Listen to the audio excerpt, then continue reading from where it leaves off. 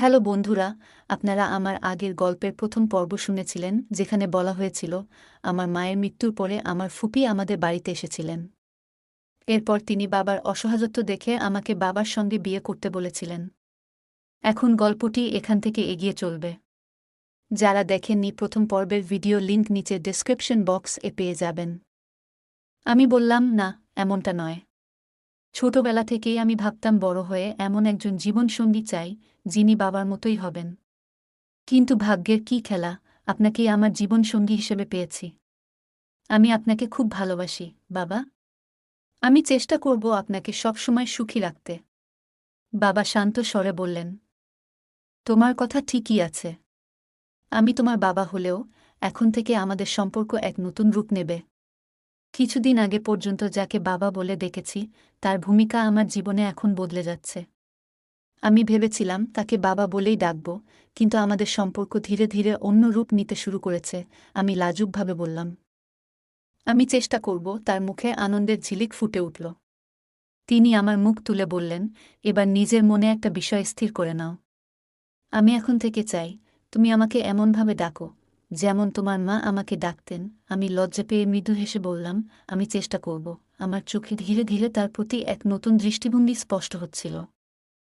আমাদের সম্পর্ক আর বাবা মেয়ের মধ্যে সীমাবদ্ধ থাকল না। আমি বুঝে গেলাম এখন থেকে তিনি আমার জীবনের নতুন এক অধ্যায়ের সঙ্গী হতে চলেছেন। তার চোখে আমার প্রতি এক গভীর দৃষ্টিভঙ্গি ছিল যা আমার মনে এক নতুন অনুভূতির জন্ম দিচ্ছিল। আমি নিজের লজ্জা লুকাতে ব্যস্ত হয়ে পড়লাম, কিন্তু ভেতরে ভেতরে এক অদ্ভুত উত্তেজনা অনুভব করছিলাম। যখনই আমাদের চোখে চোখ পড়ত আমি লাজুকভাবে চোখ সরিয়ে নিতাম, কিন্তু কিছু সময় পরে আবার তার দিকে তাকিয়ে দেখতাম তিনি মৃদু হাসছেন। এই মুহূর্তগুলো আমাদের মধ্যে এক নতুন ধরনের সংযোগ তৈরি করছিল। একদিন ছেলেমেয়েরা একটা জিনিস চাওয়ার জন্য জেদ করতে লাগল। বাবা তাদের সেই মুহূর্তে তা দিতে রাজি হলেন না। তখন দুই সন্তান আমার দিকে তাকিয়ে বলল, মা, তুমি এনে দাও না। আমি হেসে বললাম, ঠিক আছে, নিয়ে নিও। তারা খুশিতে উজ্জ্বল হয়ে উঠল। কিন্তু তখন ছোট মেয়ে বলল, থাক মা, বাবা রাগ করবেন। আমি হেসে বললাম, বাবা রাগ করবেন না, এবং বাবার দিকে তাকিয়ে একবার মৃদু হাসলাম।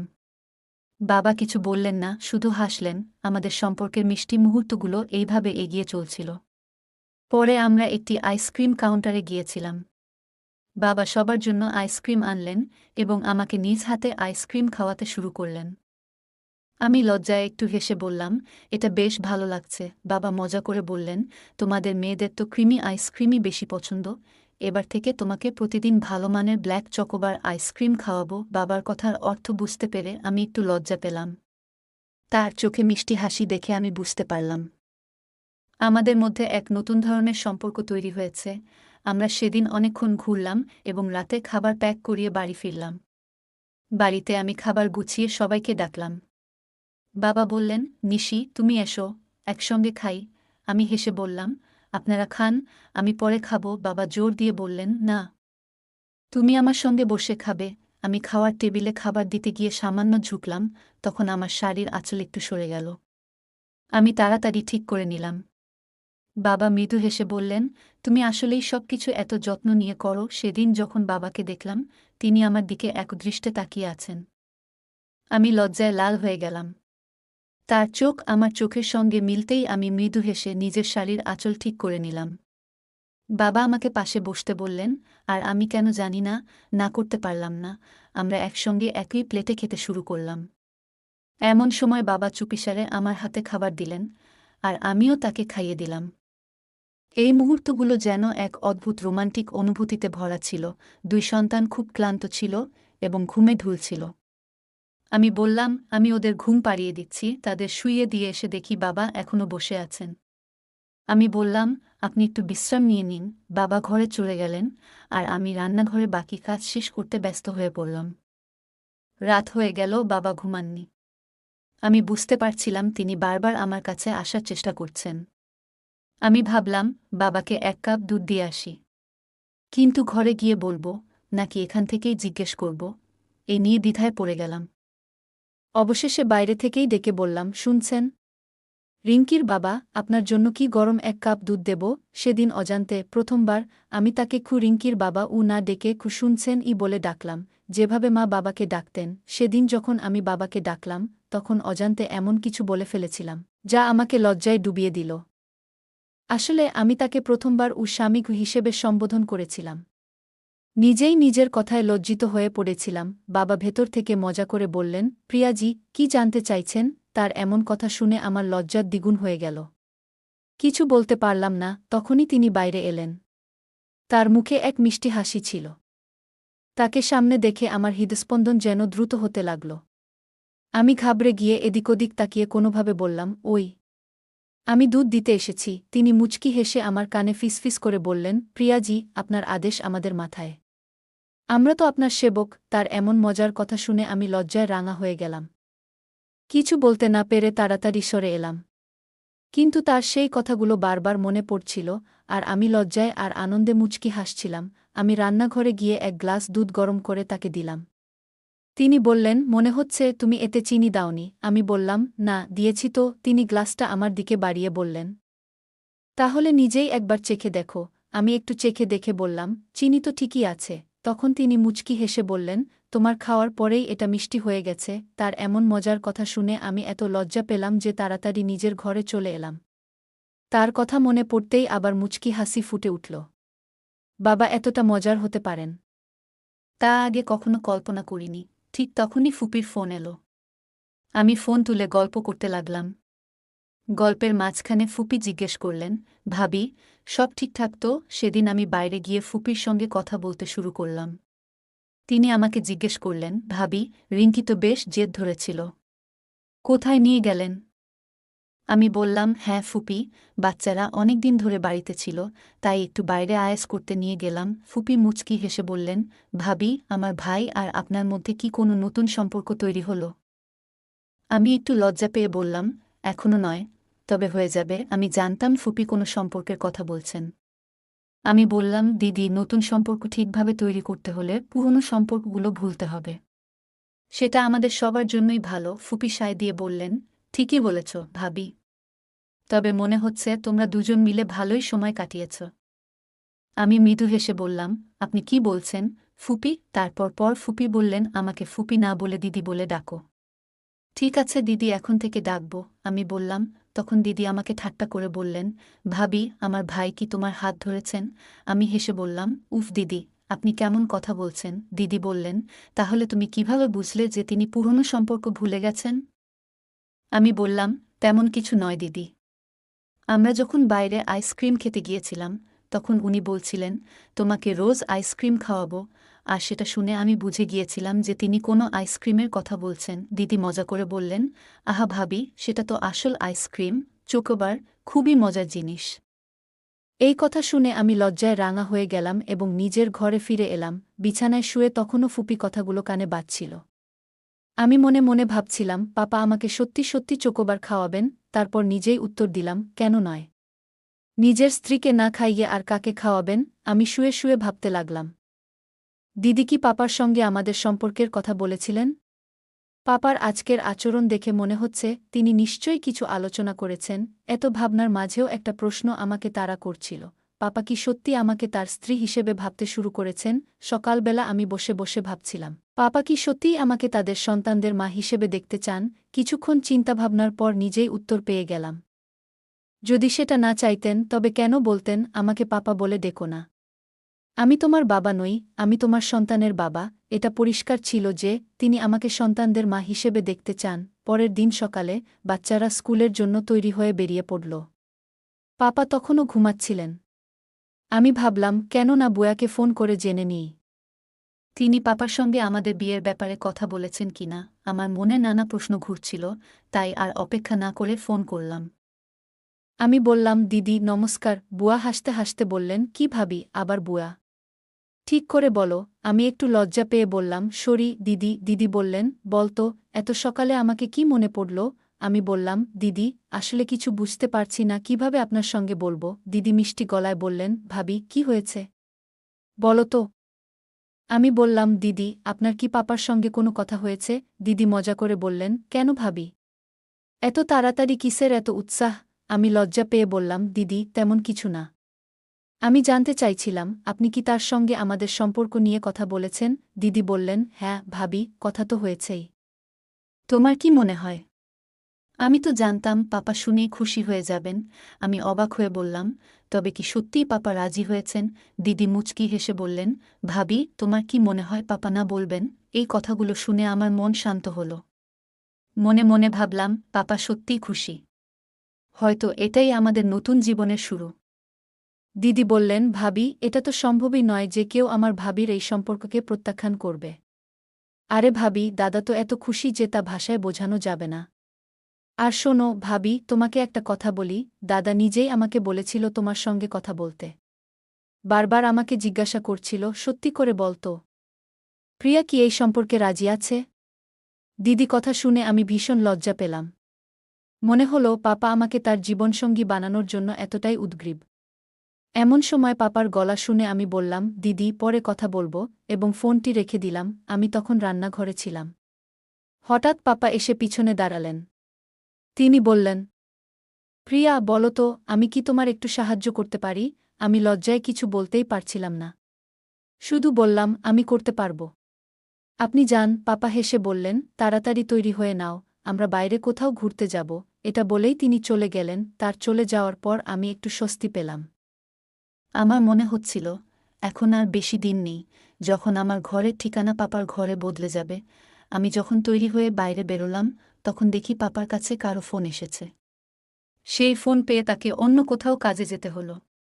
আমি তখন জামাকাপড় বদলে গৃহস্থালির কাজে মন দিলাম। ঘর পরিষ্কার করার পর পাপার ঘরে তার কাপড় আনতে গেলাম।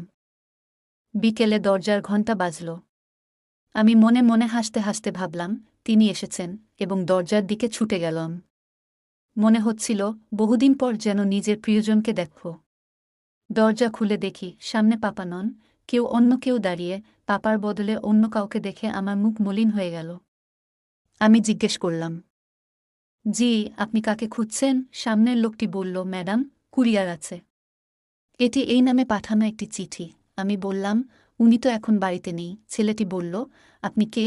আমি হেসে বললাম, আমি উনার স্ত্রী। এটা বলতে গিয়ে আমার মনে একটু অন্যরকম আনন্দ হচ্ছিল। জীবনে প্রথমবার কাউকে বললাম যে আমি পাপার স্ত্রী। কিছুক্ষণ পর পাপা বাড়ি ফিরলেন। হয়তো কোনো জরুরি কাজ ছিল যে কারণে দেরি হয়ে গেল। উনি ফিরে এসে সোজা নিজের ঘরে গিয়ে ফ্রেশ হতে লাগলেন। এই ফাঁকে আমি খাবার টেবিলে সব প্রস্তুত করলাম।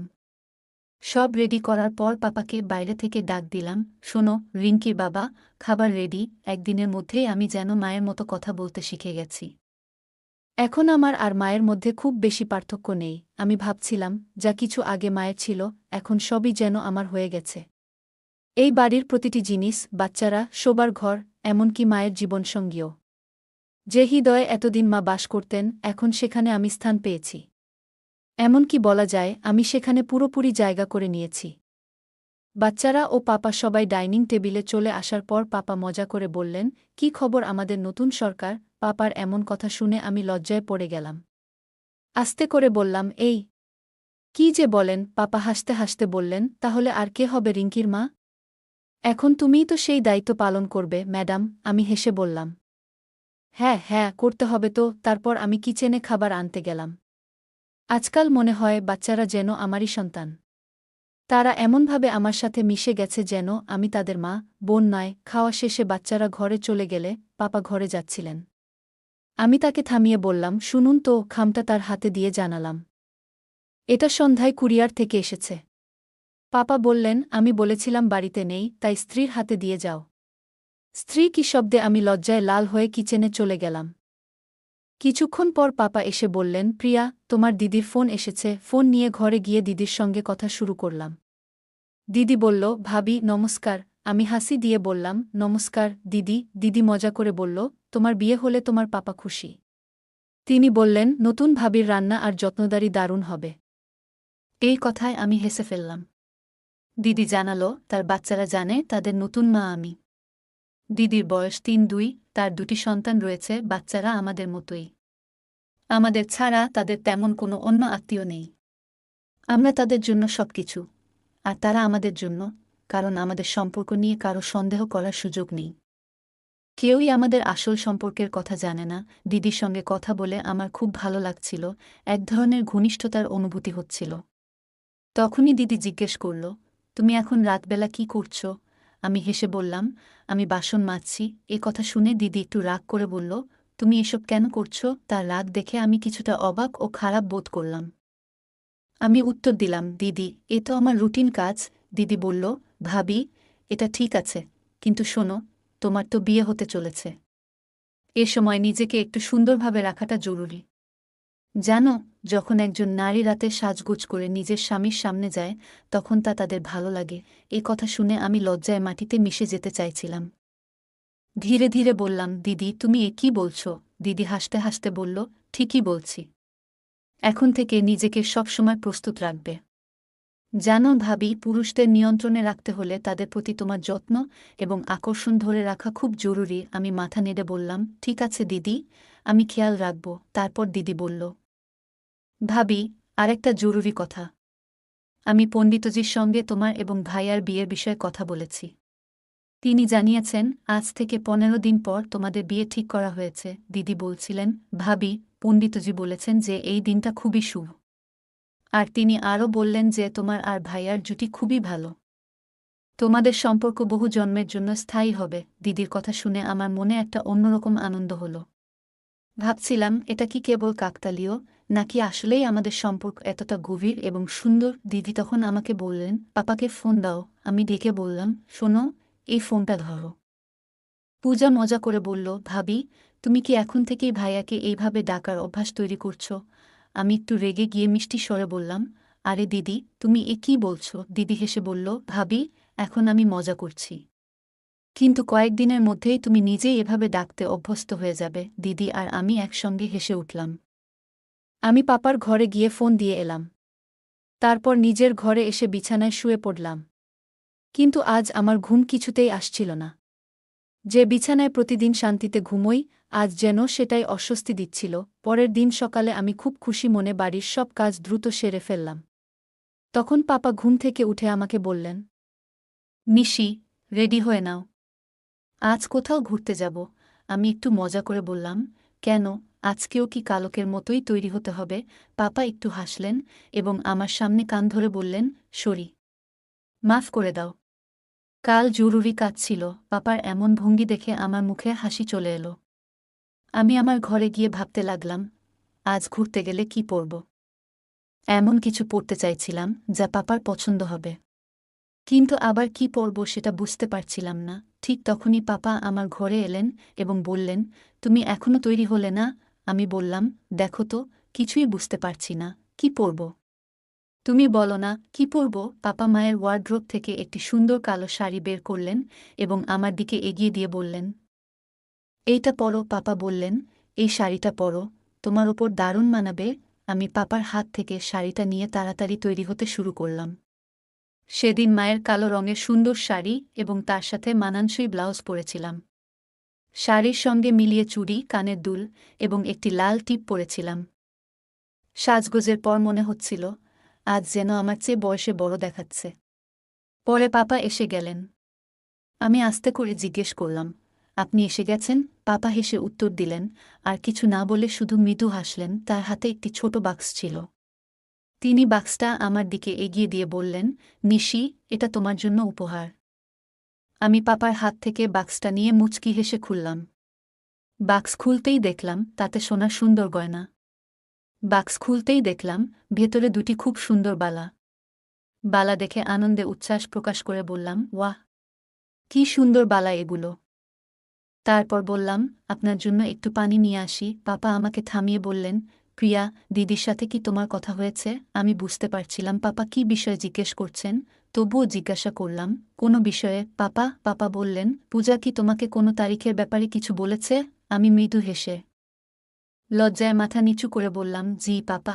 আমার মুখ থেকে জি শুনে পাপা আমার কাছে এগিয়ে এসে বললেন, প্রিয়া, তোমার কোনো আপত্তি নেই তো? আমি কি বলবো বুঝতে পারছিলাম না। আমার লজ্জায় মাথা নিচু হয়ে গেল। পাপার সামনে এইভাবে দাঁড়িয়ে থাকতে খুব অস্বস্তি হচ্ছিল। আমার মুখ পুরো লাল হয়ে উঠেছিল। পাপা কিছু বলার জন্য মুখ খুলছিলেন, ঠিক তখনই রিঙ্কি এসে পড়ল। লজ্জা লুকিয়ে আমি বললাম, আমি আপনার জন্য পানি নিয়ে আসছি। এটা বলে আমি দ্রুত রান্নাঘরের দিকে চলে গেলাম। রিঙ্কি পাপার কাছে গিয়ে জিজ্ঞেস করল, পাপা, আমি কেমন দেখাচ্ছি? পাপা তাকে কোলে তুলে নিয়ে আদর করে বললেন, খুব সুন্দর দেখাচ্ছ। তখন রিঙ্কি বলল, আমি সুন্দর দেখাচ্ছি বলেই আপনি আমাকে কোলে তুলেছেন। তাহলে মাকে সুন্দর দেখাচ্ছিলেন, তখন কেন তাকে কোলে তুললেন না? আপনি কি মিথ্যা বলছেন যে মা সুন্দর? রিঙ্কির প্রশ্ন শুনে আমি লজ্জায় মাটির সঙ্গে মিশে যেতে চাইছিলাম। তাকে মৃদু বকাঝকা করে বললাম, তুই কি সব বলিস? যা, এখানে থেকে যা। পাপার দিকে তাকালাম। তিনি মুচকি হাসছিলেন। আমি আর তার চোখের দিকে তাকাতে পারছিলাম না। দ্রুত সেখান থেকে বের হয়ে এলাম। কিছুক্ষণ পর পাপাও তৈরি হয়ে বের হলেন। আমি তখনও তার চোখে চোখ রাখতে পারছিলাম না, কিন্তু পাপা আমার দিকে তাকিয়ে হাসছিলেন। তারপর আমরা সবাই বাজারে কেনাকাটার জন্য বের হলাম। আজ পাপার সঙ্গে বের হতে এক অদ্ভুত অনুভূতি হচ্ছিল।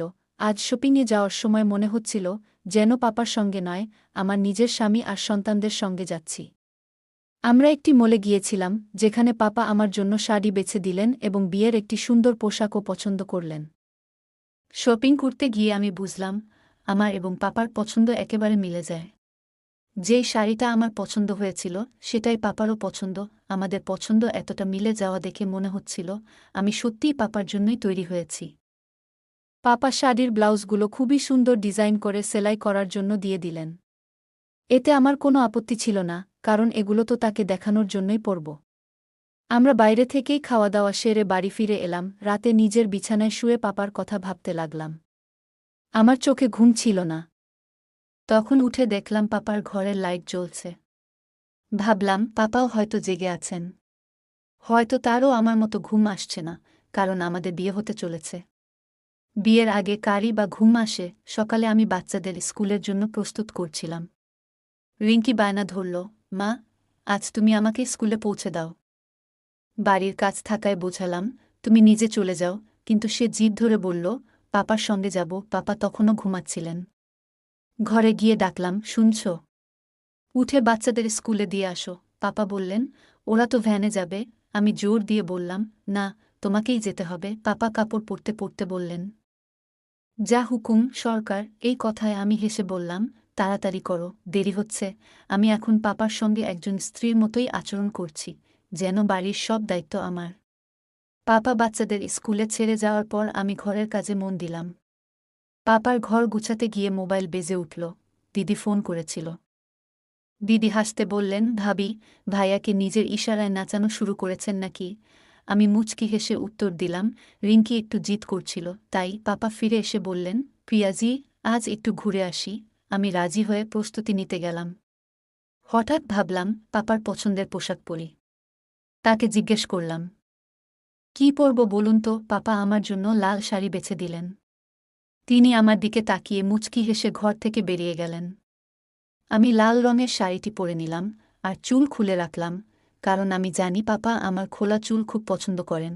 আমি যখন বাইরে এলাম পাপা শুধু আমার দিকেই তাকিয়েছিলেন। আমি হাসতে হাসতে বললাম, এভাবেই দেখবেন নাকি চলবেন? পাপা হেসে বললেন, চলো, তবে আগে পাশে কিছু টাকা রেখে দাও। আমি জানতে চাইলাম, কত টাকা? পাপা বললেন, সরকার, আপনার ইচ্ছেমতোই রাখুন। শপিং তো আপনি করবেন, আমরা তো কেবল আপনার চাকর। মালকিনের কাছে এমন কিছু প্রশ্ন করার সাহস আমাদের নেই। পাপার কথা শুনে আমার গাল লজ্জায় লাল হয়ে গেল। আমি মুচকি হেসে বললাম, এই রকম কথা বলা আপনি শিখেছেন? তারপর আমি আলমারি থেকে কিছু টাকা নিয়ে পাপার সঙ্গে বেড়াতে বেরিয়ে পড়লাম। পাপা গাড়ি চালিয়ে শহরের বাইরে একটি নির্জন জায়গায় নিয়ে এলেন। সেখানে একটি পুরনো দুর্গ ছিল। পাপা বললেন, প্রিয়া, তোমার ছবি তোলার জন্যই এখানে নিয়ে এসেছি। আমি বললাম, এটা তো বাড়িতেও করতে পারতেন। পাপা হেসে বললেন, বাইরের সবুজের মধ্যে ছবি আরও সুন্দর আসবে। পাপার কথা শুনে আমি মৃদু হেসে বললাম, ঠিক আছে, চলুন। পাপা আমার কানের কাছে এসে ফিসফিসিয়ে বললেন, ভয় লাগছে না তো?